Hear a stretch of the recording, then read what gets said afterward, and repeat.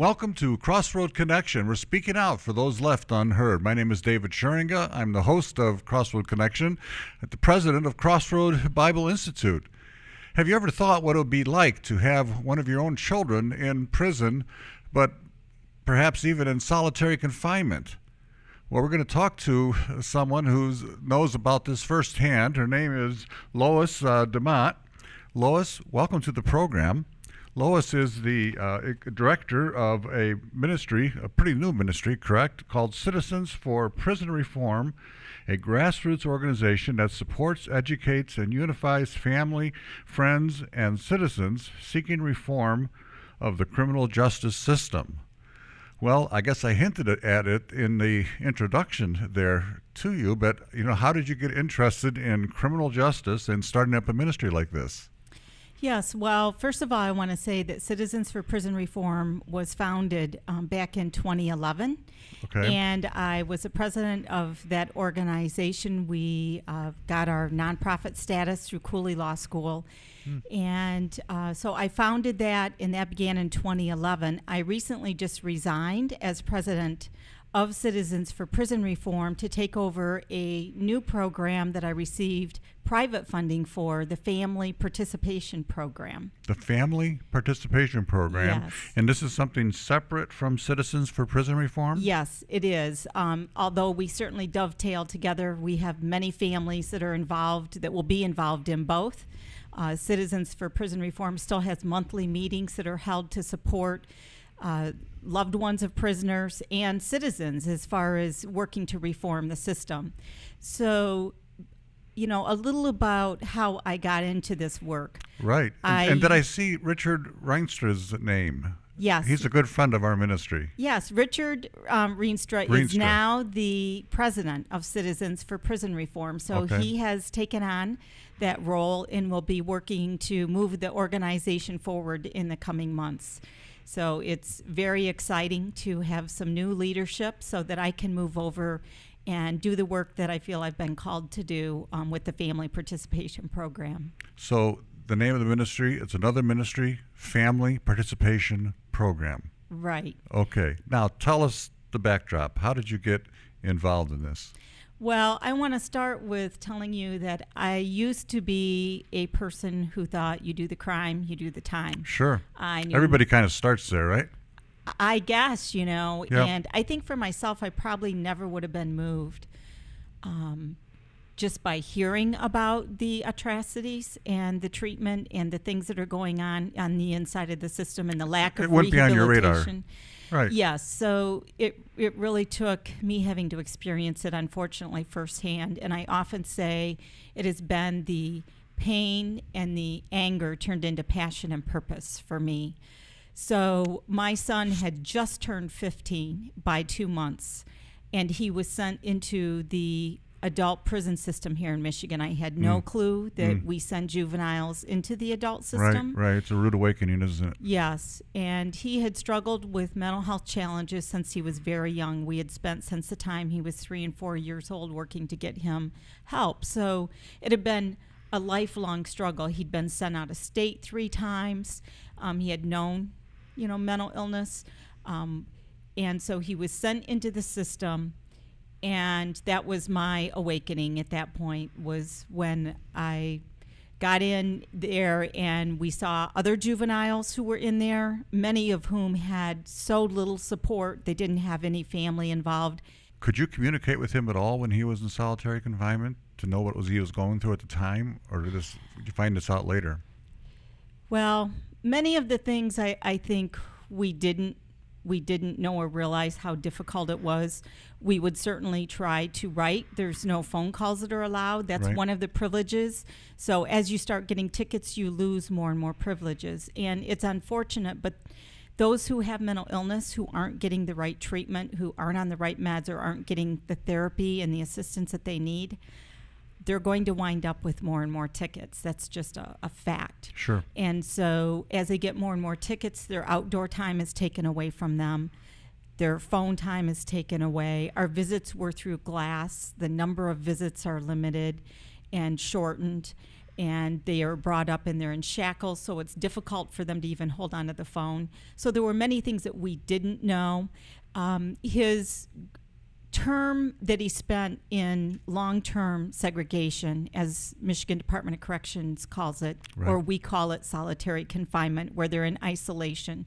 They're only out 3 times a week for a 10-minute shower is the amount of time that they are outside.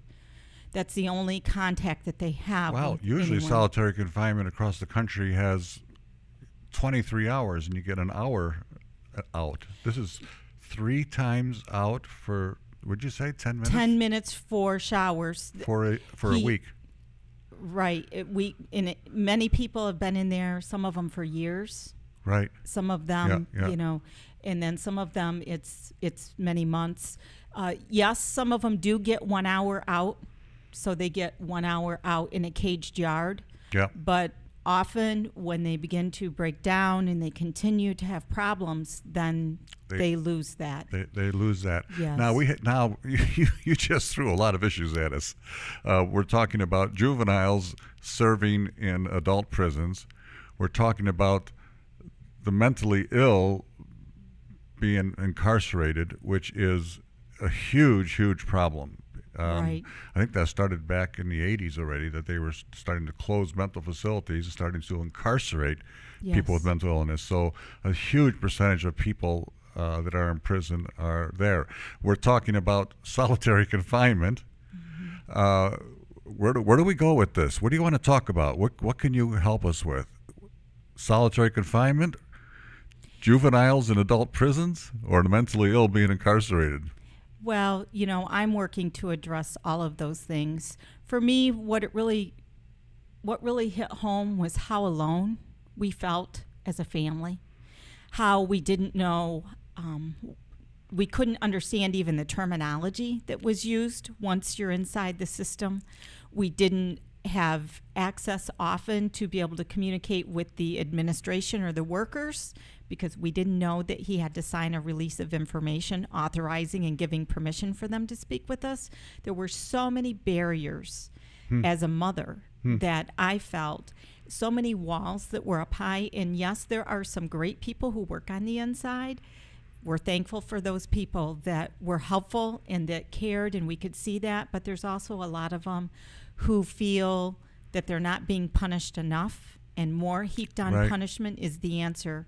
So, after looking around and just seeing how alone all of these families were and how many more of them didn't know where to turn, didn't know where to get the resources, that was really what led me to organizing. And, I went out and I went to rallies and I met with other organizations and started organizing families. And that was how we created the organization Citizens for Prison Reform.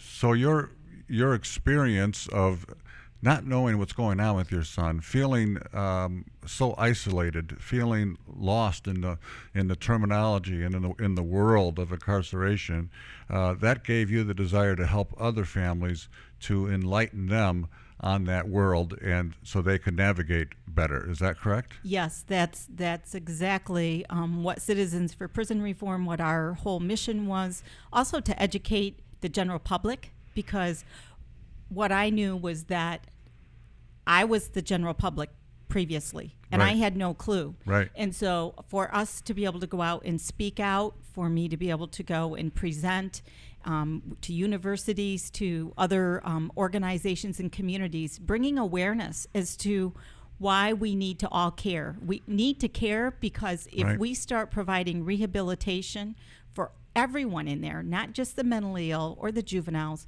but everyone should have the opportunity to be rehabilitated, to be provided programming. They're 95 to 98% are going to come back out, and they're going to be your neighbor or my neighbor.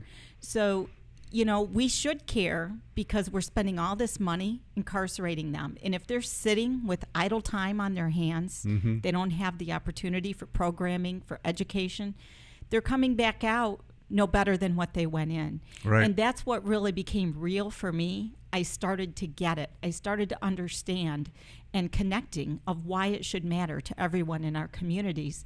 So, we started doing that work. We started going and bringing awareness to our legislators. We held legislative educational days, bringing families, their stories in and sharing. And so we did all of that work, and then we realized that families really needed a resource guide. They needed a guide. Michigan Department of Corrections at that time had nothing on their website that families could go to click on Sure. that would help them navigate. So we created a resource guide, and that is downloadable both on Citizens for Prison Reform website as well as the Family Participation Program website. That is a fabulous guide. If anybody is lost and they're not knowing what to do, the information is in there. It's an excellent tool of helping people, whether it's dealing with the mental illness program or medical, whatever it is. We have ways that they can advocate for their loved ones while they're inside. Well, we've just started. We're going to take a little break right now, but when we come back, we want to jump into these extremely important issues that you have brought up. I had a telephone call just the other day from a couple whose son was arrested, and they were absolutely baffled with the system. Absolutely baffled. In this particular case, they said they talked. He was able to talk with his public defender for like 15 minutes. Yes, I mean, there that's are just reality. there are so many issues here, Yes. and we'll be right back after this. You've been reading Crossroad Journal of the Arts, a magazine filled with snapshots of the beautiful art of Crossroad students. Now you can see these and many other pieces up close and personal at the Student Art Gallery right here at Crossroad Bible Institute. Plan a trip today to visit this destination gallery here in Southwest Michigan. For more information, go to cbi.fm on the web. Welcome back to Crossroad Connection. My name is David Schuring. I have in the studio with me today Lois DeMott, and we're talking about something very near to her experience, to your experience, in terms of having a son mentally ill in solitary confinement. How long was he in solitary confinement? He did 4 months during the one stint, and that was probably the worst 4 months of his time. He then was sent up to Marquette, where he did 9 months in solitary during another segment. And neither one of them were easy. But during that first time that he spent in solitary confinement, we saw him deteriorate. He was off from his medications, and deteriorate means obviously he became, his condition became worse and worse. And, I went for a visit. He had all of the visits he could have when he was in prison. Never missed any of his visits because we knew that was what was going to keep his hope alive. Sure, just some human contact. And I learned unconditional love during all of this time. I stuck with him even when he was making a lot of mistakes and he wasn't well, and he continued to get tickets. I stuck with him. I felt like he needed somebody in his corner. Sure. And I saw so many prisoners who didn't have that, who had no support. But he wound up being restrained numerous times, hogtied where he was in solitary? Correct. Why would you have to be hogtied in solitary confinement? If you're breaking things, and he had been having these rages since he was young. It's become clear to us now that he was never on the right medication. Took us 10 years to get the right medication. And to this day, it's hard for me to sleep because I know how many other people are still being treated exactly in that manner. Women and men who are being continuously hogtied, restrained, and gassed, chemicals used. And I really get concerned because I look at my son and I see him as an example of, when he was gotten into a new facility, doctors put him on a new medication that he'd never been tried on, and they got him out of the cell, and they started providing him programming, and they said, we're going to take away your loss of privileges because we see that you have mental illness and because you need therapy and you need to be in groups and you need to have opportunities. And he started, within 2 weeks, we saw a different young man. It was really amazing. So I just really wonder how many more prisoners do we have in there that are just like my son, if only they were gotten on the right medication and given the programming that they need instead of being confined. But, you know, our story went national because I was told by the Attorney General's office that they no longer use 4 and 5 point restraints here in Michigan in the prison system. Yet I knew what my son was describing was exactly that. Wow. And certainly, with all due respect, I'm working closely with the Michigan Department of Corrections now. They're very supportive of my program. So our story went to the Detroit Free Press. From there, it was picked up from the ACLU, Human Rights Watch nationally. And then Ted Koppel took interest in it. MSNBC. Because, yes, he had his own personal story. And I think often that's why people are so passionate about this work that they're doing. Now, it's easy for us, of course, to place the blame on the prisons. But aren't the prisons basically structured and treating people the way our country wants them to be treated? I think we're paying through our taxes for those prisons. Right. And also what I'm thinking about is something you hinted at before the break. You're talking about prisons becoming places of rehabilitation. Well, we're not even near that. I mean, it's all about retribution. If you go to places like in Norway or Sweden or something like that, they see prison time not as retribution, but the punishment is for rehabilitation and restoration. You're right. But we are miles away from that. But the general public wants revenge and retribution. And so that's who needs to be educated, as you are doing. Am I right? I think that certainly is a piece of it. I believe we're starting to see a little bit of shift, but we have, like you said, it's going to take a ton of work for us to get where some of the European countries are in the way that they are treating their incarcerated. And I think that they get it, and I hope that we can start using some of those as models. I am encouraged, as I've now been able to go into some of the pilot prisons where my new program is at, that I'm seeing there are some of the facilities that really are starting to grasp and understand the importance of having that programming. Really? I have been amazed at my ability to be able to work with these facilities. I thought it was going to be very difficult. The thing that I see is every facility is so independent.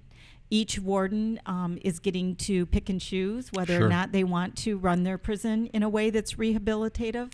You have to serve fiefdom, right? Yeah, and I don't think I really understood just how deep that runs, and I'm trying to understand that. And I think that's something that the general public needs to become aware of, because these are our tax dollars. These are our prisons. And I think we have a lot of education to do so people can understand that this idea of just continually punishing is not going to bring people out in a safer manner. Our communities aren't going to be safer.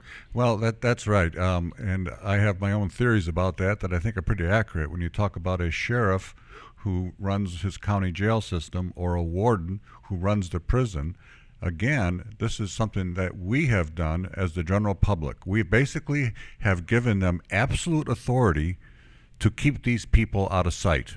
Yes. We've given them absolute authority to do almost anything they want, so that we don't have to think about those people that are incarcerated. That's right. You know? And so this is going to take a groundswell of people out here realizing that this is what we've done. That we're doing. I don't see the warden as the bad guy, really. He's just doing the mandate of the American people. We don't want to hear about prisoners. We don't care about mentally ill people that are behind bars or being hogtied. As long as we don't have to deal with them. Doesn't that make sense? Yeah. I would certainly say that is where it's what my mind used to think, well, I'm safe because they're locked away. Yep. But I think it's really helping the general public understand that 95 to 98% of them are coming back out. Exactly. And when they come back out filled with anger and bitterness over how they've been treated, and they have post-traumatic stress disorder because of what they've experienced, that really can affect all of us down the road. So Absolutely. So you can even appeal to the selfish instincts in people and their own protection and their own safety by saying, this is, prison time now is not making people better. It's making them worse. They're coming out and committing more serious crimes than the ones that originally got them incarcerated.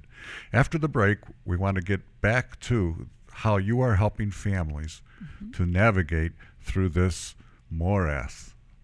We'll be right back. Correcting Bible study lessons is crucial to helping inmates. To partner with CBI in this safe and secure role, please visit us at cbi.fm on the web. Welcome back to Crossroad Connection. I'm talking today with Lois DeMott, and we're having a very fascinating conversation here about prisons and access to them, but especially your organization, your ministry is about helping families navigate their way through this. Tell us more about what you are doing and how families can take advantage of this. So I knew that I was growing very tired. I was working a full-time job and running Citizens for Prison Reform all of the other hours of my day. And I decided that I really wanted to be able to work more closely with the system because I felt like there was that gap. We were helping families, but kind of on the other side of the fence. And that I felt separate from the system a little bit. I felt like I really needed a deeper connection in with the system to be able to bring greater change and to be able to really assist families. So I applied for a Soros Justice grant and received that. It's an 18-month program. And so that started in May. I was awarded that, and I'm very gracious. I'm also gracious to Michigan Council Crime and Delinquency. They're my host organization. They're providing me office space. But tell us about the program then that they're funding. What is it? You mentioned about pilot programs. How many prisons are you doing this in, and what are the contours of that pilot program? The 3 pilot sites that have been selected, and those prisons stepped up willingly and wanted to have the program. So it's at Brooks facility in Muskegon, and as well we'll follow at West Shoreline because it's the same warden.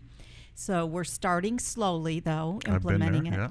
And then as well at Mid-Michigan Correctional Facility in St. Louis, Michigan. Know that prison too? And Macomb in Northeast Detroit. So those are the 3 pilot sites, and Brooks is kind of the lead. So the whole purpose is to teach families how to navigate, to give them the tools that are out there, because so many families don't have a clue. Some families don't even know that they can send books through approved vendors into their loved ones. Right. Some woman called me, her son had been in for 7 years, and she never knew that. And she was so excited. You thought I'd given her $1 million. So it's simple things like that. And so I have a website with all of the resources. There's what's the name of that website? familyparticipationprogram.com. This is. You'd be surprised how many people sign up for our program so they get mail. Probably only 12% get mail. You're right. So something happens. A person gets incarcerated. People get frustrated. Family members and church members sort of move on, and they're left to languish. And so you want to keep them engaged, show them how to navigate, how to be a positive influence, and how to get through this world which is so foreign to us. Solitary confinement, according to these countries that have ended it, is a form of torture. and it has disastrous results. It does not have rehabilitative or restorative. There may be extreme cases where a person has to be totally isolated, but it ought to be a last resort and not something that's gone to so frequently and so often. Right. And I think on top of that is if they do have to be in solitary, this idea of continuing to punish instead of using methods of mediating and working to, I think often there's other ways that we could work with these people other than gassing them or hog tying or using like the use of force that is often utilized. Those are real things that are Sure. occurring here in the United States behind closed walls. And somehow we have to figure out, how do we end those kinds of practices? As we close, people can get involved, it sounds like, in two ways. First of all, if you have a family member or friend in prison, go to your website. It's on the screen here, and they can find resources to navigate that. But it sounds to me like you have a broader mission, that is to educate the general public in terms of what's going on so that prison reform can take place.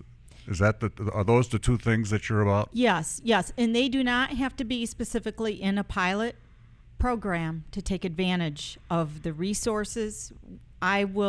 We have advocates. I have advocates that I'm training, family to family advocates. No matter what prison they're in. No matter what prison in, we will work to try and get them connected. But the thing that we do is we don't do the work for them. We want to teach them how to do the work, and we want them to teach others how to do the work. That's how we're going to bring change. So, we're willing to help others no matter where they're at. I soon hope to launch some family workshops within the urban communities, working to bring families out who maybe have dropped off or who have had so much fear that they don't know who to ask questions to. And I'm hoping that there's a space they will feel safe coming and learning of how they can best advocate for their loved ones. But I want to have the workshops out in communities for families, and then as well do presentations within communities. I've started that through Michigan Council Crime and Delinquency and working with them, and just really educating families and the community about the need for assisting people and supporting people who are incarcerated. Well, I believe that's how change can take place. Lois, thank you so much for being with us. I know that our viewers have learned an awful lot today about things that they probably never even thought about. And I appreciate so much that God took that experience, that awful experience, and turned it to good for the future. So thank you so much for being with us. Thank you for having me. I And appreciate thank you for watching, and we hope that you'll join us again right here next week.